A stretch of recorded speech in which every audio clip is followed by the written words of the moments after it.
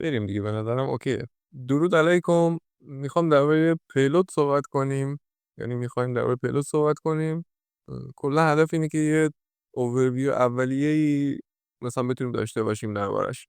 و اینکه بگیم کلا چیه، مزیتاش چیه، حالا با توجه به تجربه‌ای که داشتم دربارش و معایبش چیه و اینا. اولین لایوم هست. مطمئنا کم و کاسی زیاد داره ولی میریم ببینیم چی میشه. اوکی.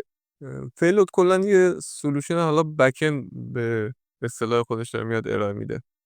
یعنی CMS قبلا CMS بود، الان هم باز اصلش CMS ولی الان یه سولوشن بک اند هم هست و یه سری فیچر هم میده. یعنی مثلا من خودم حالا بک اند دیولپر چیز نیستم، یعنی بیشتر فرانت کار کردم تا بک اند.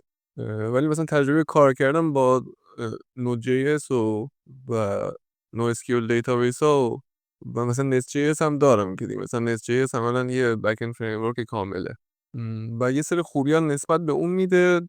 ولی خب دیگه مثلا خیلی ساده سازی میکنه کار رو. عملا مثلا تو یه کلمه بخوام بگم، انگار اینه که وردپرس و فایر بیس و مثلا یه چیزی هم بود آن نست جی اس مثلا بچه دار باشن شاید بشه پیلوت. خوبیش اینه که CMS دیولپر فرندلیه و عملا میگم کلی چیز میز بک اند هم چه بک اندی هم بهتون میده. خدمت شما عرض کنم که یه چیز دیگه هم که در باشه کانفیگ بیسه. یعنی اینکه شما اولا بیشتر چیزاتون رو با کانفیگ انجام میدیم. نمیدونم تا چقدر یوزر میشه باهاش هندل کرد، هنوز تست نکردم.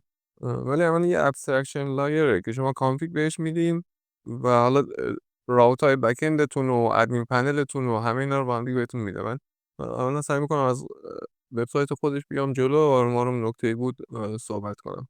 میگم یه تفاوت اصلی که حالا اگه مثلا با چیزی مثل استرپی و وردپرس و نمیدونم اینجور چیزا کار کرده باشین، اینه که کد فرسته، یعنی باید دیولپرها درست شده و همین خب فلکسیبیلیتی زیادی بهش میده.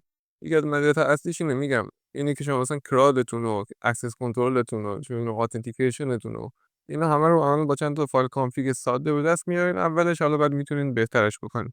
یعنی مثلا کاری که شاید توی نست جی اس مثلا ستاپ مثلا اتنتیکیشنش مثلا چه میدونم 2 ساعت طول بکشه، اینجا مثلا شاید 5 دقیقه انجام بشه.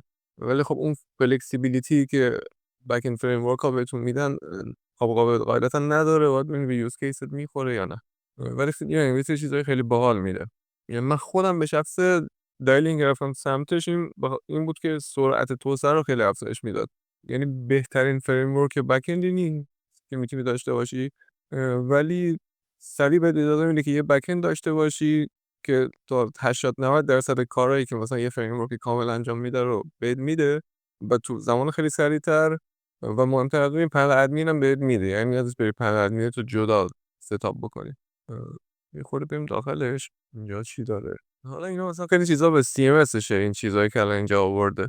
مثلا داره میگه که چی داره، اکسس کنترلش مثلا داره نشون میده. یه فیچر باحالی که داره لایو پریویوشه، یعنی به ادمین میتونه مثلا این قدرت رو بدی که این بر ادیت میکنه عملا اونور ببینی که ادیتاش چه تغییری انجام میده و حالا این تا جلو رفتن مثلا ادیت یو آی هم میتونه پیش بره که تو مثلا آپشن بهش بده فلان یو آی نباشه، باشه رنگ این دکمه چی باشه. در این حال مثلا میتونه قدرت بدی به اون ادمین نهایی که قرار روی سایت باشه.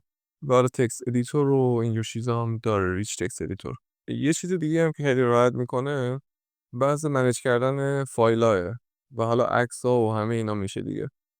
یعنی اینم مثلا با دیفالت تو با 4 خط مثلا آبجکت استوریج داری و یه سری چیزام داره، یه سری پلاگین که نمیگیش ادپتر.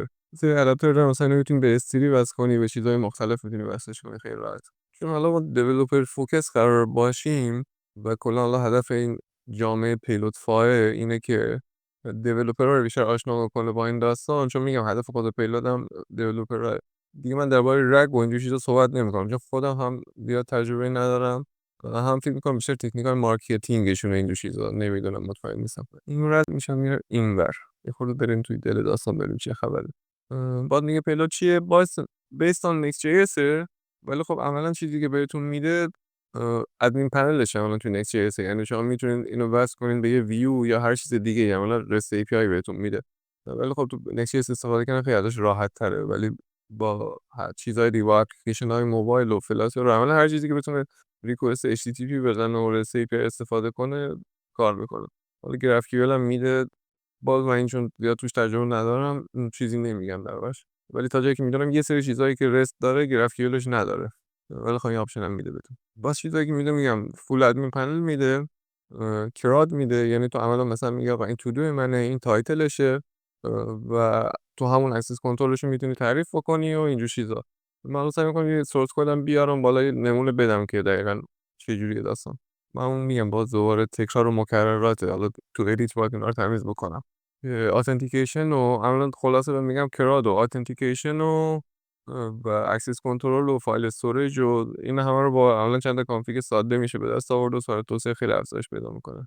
کلی بیام پایین‌تر به اضافه ادمین پنل دیگه در کنار همه اینا. من می‌خواستم برای تستش بیام یه تودو اپ بسازم مثلا، و حالا خودتون مثلا میتونید مقایسه کنید که مثلا این تودو اپ و حالا مثلا با پنل ادمینش و همه اینا بخواین مثلا با چیز دیگه پیاده سازی کنین چجوری میشه. یه چیز مهمی هم که داره وقتی بخوای باهاش کار کنی کانسپتاشه. کانسپتاش یه اورویو ساده می‌کنیم ولی احتمالاً یه ویدیو دیگه برای این کانسپتاش میگیرم که این چند تا کانسپت ساده داره ولی نیازه که با اینا آشنا باشیم اگه بخوایم باهاش کار بکنیم. کانفیگشه کاملا کانفیگ بیسه، یعنی کل پیلود ما با کانفیگ قرار دسته چی میگن کاستومایزش بکنیم و حالا هر چی بهش بگیم با کانفیگ داریم بهش میگیم. من این رو بدم اون پروژه بلنک ساخته بشه و کاراش انجام بشه ما اون بریم بالا، یعنی اسم باید بهش بدم. اسمش هم میذاریم تودو مثلا یا هویج هم میتونیم بگیم. بذاریم هویج. با دیتابیس های مختلف کار میکنه ولی عملا ما قرار نیست خودمون چیز کنیم، خودمون مستقیم دیتابیس کوئری بزنیم یا دیتابیس کال بنویسیم. یعنی عملا یه اینترفیسی به ما میده، ما میتونیم با اون کار بکنیم. مثلا میگه الان هویجا رو وارد بکن یا هویجا رو خارج بکن، با کدم میتونیم اینو بهش بگیم. و دیگه حالا ما کار نمی‌کنیم. پستگرس مونگودیبیه. من خودم چون با مونگودیبی راحتم مونگودیبی رو انتخاب میکنم، ولی خب پستگرس هم اوکیه. یعنی یه چیزی هم که بود مثلا پلاگین بتر آسش مثلا با پستگرس بهتر کار میکرد تا مونگودیبی. اینو شاید در نظر بگیرید حالا بخواید استفادهش کنید. کانفیگ بیسش که گفتیم. دیتابیس هم میگم دیگه با دیتابیس هم مختلف کار میکنه، خودش آداپتور داره. یه اصطلاحی که داره بحث کالکشناه که به کالکشن ها میتونین شبیه همون تیبل های SQL نگاه بکنین که مثلا میگه این هویجای ماه مثلا. حالا من مثال هویج اومد همینو میرم. یعنی چیزایی که چند تا میتونیم ازش داشته باشیم. گلوبالمون فرض باشیم با کالکشن ها اینه که فقط یه دونه ازش وجود خواهد داشت. مثلا اپ ستینگ خیلی یوز کیس معمولیه که گلوبال مثلا توی گلوبال میذاریمش، ولی مثلا یوزرامون کالکشنن. مثلا یه دونه اپ ستینگ بیشتر نداریم ولی خب چندین تا مثلا یوزر میتونیم داشته باشیم. بحث فیلدها که دوباره فیلدها هم همون چیزه، صفتای اون کالکشن یا فیلد میشه. یعنی تو این مثال حالا هویجی که ما میخوایم بسازیم کالکشنمون که داریم میشن مثلا هویج ها و مدیامون و یوزرامون. که حالا زیاد جلو پیش نمیریم فعلا، حالا در سطح اینکه ببینیم تو کد چجوری کار میکنه میریم جلو. و گلوبالمون حالا مثلا میشه اپ ستینگمون. فیلدامون حالا مثلا فکر کن و یه چیزم بگم این یوزر رو مدیامون اولا کالکشن ولی یه سری کالکشن خاص حساب میشن و هویجامون مثلا میشن یه کالکشنی که خودمون تعریف میکنه اون کالکشن معمولی تریه. یه سری اتریبیوت بهش پاس میدیم که اون کالکشن رو کالکشن خاص میکنه. و تو مثال اپمون هم که گلوبالمون میشه اپ ستینگمون، فیلدمون مثلا توی هویجا مثلا میشه اسم هویج و عکس هویج که بعد اینجا میتونیم ریلیشن بدیم عکس هویج رو به کالکشن مدیامون. یه سری هوک هم بهمون میده که حالا فعلا نیاز نداریم بهش. اتنتیکیشن و اکسس کنترل و اینا هم بهمون میده، فعلا نمیریم سراغش. و ادمین پنل هم که حالا میبینیم ما هم دیگه که صرفا ما اصلا کدی نمی‌نویسیم که برای یو آی مون، ما فقط میگیم این مثلا کانفیگ اپ هویج ما دیگه ادمین پنلش رو خود بساز. چیزایی که میده در کنار چیزایی که بالاتر صحبت کردیم در واقع روش هایی که میده که بتونیم کار بکنیم با اپلیکیشن یا حالا کلاینت ها کار بکنن. لوکال ای پی آی، این لوکال ای پی آی مثلا دایرکت اکسس میده و حالا جلوتر توی ویدیوهای بعدی صحبت میکنیم که لوکال ای پی آی ریستریکشن روش نیست. یعنی مثلا اتنتیکیشن و اتورایزیشن و اکسس کنترل اینا رو لوکال ای پی آی تاثیر نداره. یه جورایی انگار یه مثلا سودو اکسسی بهمون میده، هر کاری بخوایم باش میتونیم بکنیم و این فقط سرور سایت در دسترسمون قرار داره. رست ای پی آی هم که اولا حالا همه اون API ها رو به صورت رست داریم و این اتنتیکیشن و اکسس کنترل اینا روش هست. GraphQL هم همینطور. مثلا بیشتر استفاده که می‌کنیم از لوکال API مثلا برای کارهای خورده داخلی‌تر استفاده می‌کنیم. رست API مثلا می‌دیم اون کلاینتمون. اوکیه. به نظرم بریم تو کد ببینیم چه خبره. الان ساخت هویج قبلش نصب کنیم و کیفیت ویدیو نصبش تموم شه. فکر کنم باید داکر هم بالا بیاریم. صبر می‌کنم. خب تا نصبش تموم شه میتونیم پروژکت استراکچر رو نگاه بکنیم. اینجا حالا فایل مرسومه. تو هر فایل چیزی هست. توی هر پروژه حالا نود جی سی هستش و حالا غیر نود جی سی. در واقع صحبت نمی‌کنم. environment‌هاش هم ببینیم یه سیکرت داره که حالا برای ساخت JWT و هش و اینا ازش استفاده می‌کنه. یه چیزی هم بگم، من اونقدر بک اند دیولپر نیستم. یعنی شاید یه سری چیزا بگم اشتباه باشه مثلا درباره همین JWT و اینا. خیلی اووروی کلی رو میدونم. کلا دیدم پروداکت، یعنی دنبال اینم که سریع یه چیزی سرهم کنم، یه محصولی بسازم و اینم دیتابیس حالا URI مونه. این بالا چی داریم؟ پلود کانفیگ داریم الان. یعنی کل چیزی که ما به پلود میدیم اینه. حالا خب فایلمون رو میتونیم خورد کنیم، مثلا ببریم توی کالکشن یا حالا فولدر استراکچر اون هر جا خواستیم بشینیم، ولی کل روشی که ما پلود صحبت میکنیم تغییر دادن این کانفیگه. خدمت شما عرض کنم که یه سری جزئیات لازم نیست واردش بشیم. الان من چیزی که میبینم فقط سیکرت رو بهش پاس دادیم. حالا ادیتورش گفتیم لکسیکال، این باید بلاگ و اینا بیشتر به درد میخوره.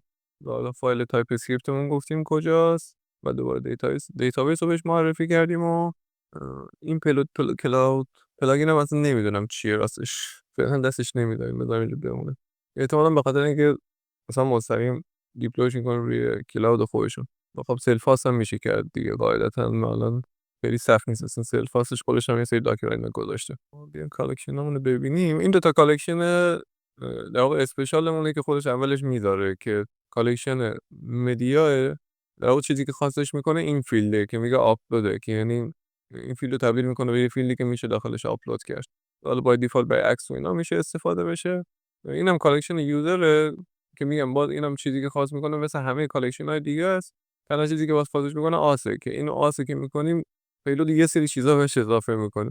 حالا جلوتر توی ویدیوهای بعدی با هم دیگه میتونیم دقیق‌تر بشیم. یعنی که خودتون برین داکیومنتیشن رو بخونین. یعنی احتمال این ویدیو زیاد سورس خوبی برای یادگیری پیلود نیست و هدف ما هم بیشتر این نیست که مثلا بیا الان آموزش پیلود رو مثلا 30 قسمتی بذاریم. صرفا یه آشنایی داشته باشیم. داکیومنت خودش تا حد خیلی زیادی واقعا خوبه. پروژه بیاد بالاشو ببینیم. اپ هم بخوایم ببینیم به این پیلود دست نمیزنیم. مثلا این راوت هم حتی نیاز نیست. این فقط میخواد لوکال API دمونستریت کنه. این اینجا گذاشته. یعنی اند پوینت هم خواستیم اضافه کنیم، یه کاری بکنیم که داخل خود اند پوینت هایی که پیلود جنریت میکنه نبود، میتونیم دوباره تو همون کانفیگ بهش پاس بدیم. یا مثلا بعد کالکشن هم میتونیم بیایم بذاریم پوینت، مثلا اند پوینت هم اینجا بهش پاس میدیم.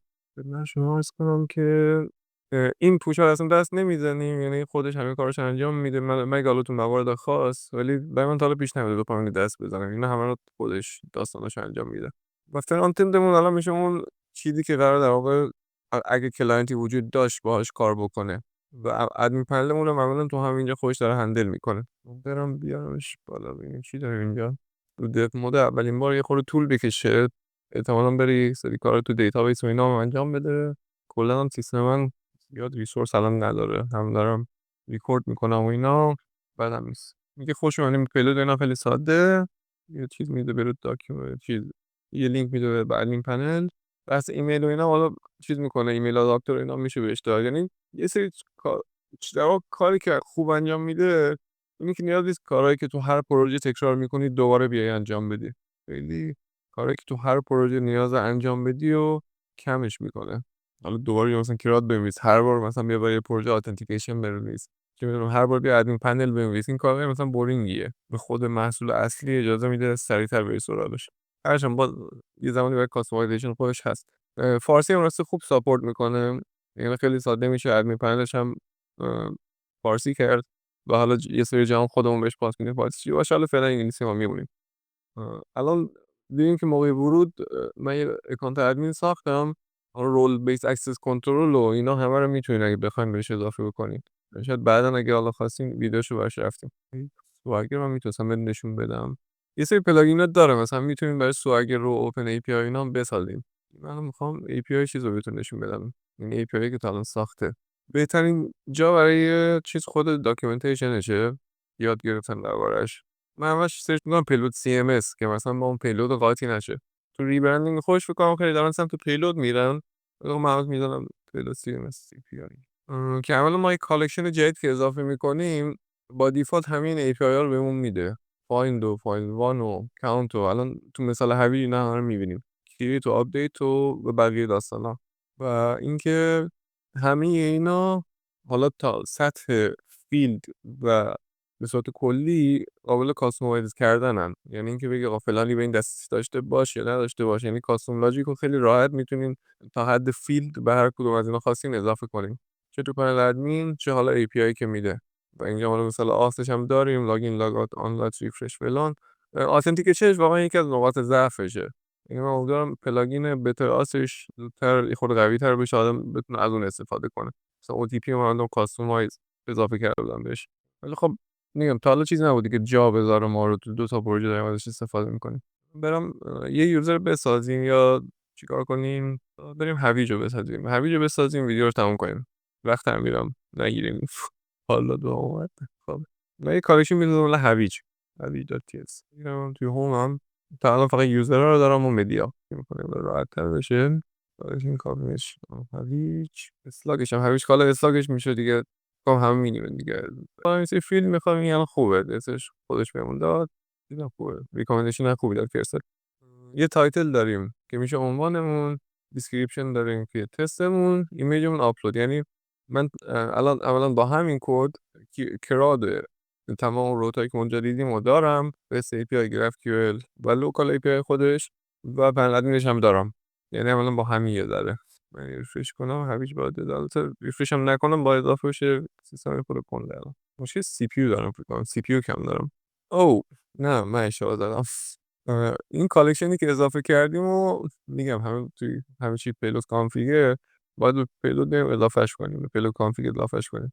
الان میاد آها هویج اون اضافه شد که من اگه دقت کنید فقط اونجا بهش گفتم هویج، یعنی یه سری اینجور کاراش هم انجام میده که هویج و مثلا اینجور داستانا و اینا میگم دیگه API اینا داره. ادمین پنلش هم الان برامون ساخته. مثلا یه چیز الکی میذاره اینجا دیسکریپشن میده الکی.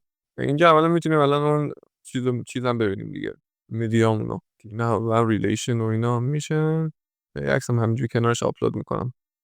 آل تکست هم حتما الله ریکوارد این مثلا میتونیم برداریم راحت. الان بهتره که بر نداریم ولی برای اینکه نشون بدیم که میشه برداشته بشه اینو انتخاب کنم. مثلا برام الان مدیا میدونم نشون میدم مدیا اونجا حالا آل تکست اون برداشته دیگه نیاز نیست واقعا نشون بدم ریکوایرد نیست. با دیفالت هم عکسا لوکال چیز میشه. یه پوشه میسازه مدیا تو مدیا میذاره عکسایی که آپلود میکنی. ولی اینو حالا بعدا میشه به یه آبجکت استوریجی سریز چیزی راحت انتقال دادیم. اونم خیلی راحته واقعا 5 دقیقه شاید طول بکشه. و عملا مثلا آپلودامون الان اینجا داریم، مثلا جون یوزرامون هم داریم، حالا مثلا هویجامون هم داریم. حالا مثلا توی چیزای بعدی میشه یه فرانت اند چیت که چه میدونم هر یوزری مثلا بیاد هویج به کار حالا نمیدونم هر کی زودتر هویج کاش هویج حالا دیگه بحث بیزنس لاجیکش یعنی هر جا بخوایم میتونید ادامه بدیم. مثلا هر کی زودتر لاگین کرد هویج بیشتر بزرگ بشه چه میدونم یه چیزی چرت و پرت دیگه. یعنی خوبش اینه که بیس کارو بهت میده دیگه. بیزنس لاجیک خودت باید بنویسی براش. اینکه چه اکسس کنترلی داشته باشی، اتنتیکیشن چجوری باشه، چیا میخوای، مثلا گوگل آس میخوای، واس میخوای، چه میدونم OTP میخوای، هر چی میخوای اونا دیگه خود رو کاستومایز کنی. ولی بیس خیلی خوبی میده و به نظرم کور محصول اینقدری هست که کامیونیتی خوبی داره الان. و مثلا بریم تاپیک گیت‌هابشو ببینیم با اینکه مثلا البته بوده فکر کنم 2018 شروع کرده و بعد ورژن 3 یه خورده ترکید و یه خورده چیزتر شده. در کل کامیونیتی خوبی هم داره. مثلا بهتر آسش اگه بشه اتنتیکیشنش مثلا پلاگین برای سواگر و اینا هم داره ولی کاملا نیاز بهش پیدا نخواهید کرد. این اگه به لول خوبی برسه من یه بار تست کردم نتونستم خروجی خوبی بگیرم برای OTP و مثلا آداپتور مونگو دی بی هم نداره الان پستگرسه. این برسه یکی از مشکلات بزرگش الان اتنتیکیشن من دارم تو کامیونیتی خودش انگلیسیش هم میگفتن دیگه واقعا به نظرم گزینه خوبیه. باز میگم چالنجی که هست باید الان برای من حداقل پس بدینه که چقدر یوزر میتونه هندل بکنه. ولی در نهایت مثلا خودش یه سری کار رو انجام میده. مثلا الان چیزو ببینیم دیتابیسی که درست کرده رو ببینیم خودش ایندکسینگ و اینا رو هم انجام میده. یعنی کدی که میزنه در نهایت، کدی که حالا جنریت میشه بسته به کانفیگی ما بهش میدیم، تا حد خیلی خوبی برخوردار از بیس پرکتیس ها. کاملا ایندکس کرده، آیدیو ایندکس کرده مثلا، یا اینجا دیگه چی ساخته، اینا میتونیم بریم بعد باشه. گلوبال رو ندیدیم. گلوبال هم چیز عجیب غریبی نداره. اینجا میبینم مثلا یوزری که ثبت هش کرده و سال بالا اینا شده. من واقعا اصلا اینا رو نرسم تو دلش ببینم چه جوریه، ولی خب بکنم برای بک اند دیولپری که واقعی مثلا اینا مهمه که اینا رو چه جوری هندل میکنه. و خب اوپن سورس میتونیم بریم ببینیم، ولی میگم من الان بهش اعتماد میکنم. همین.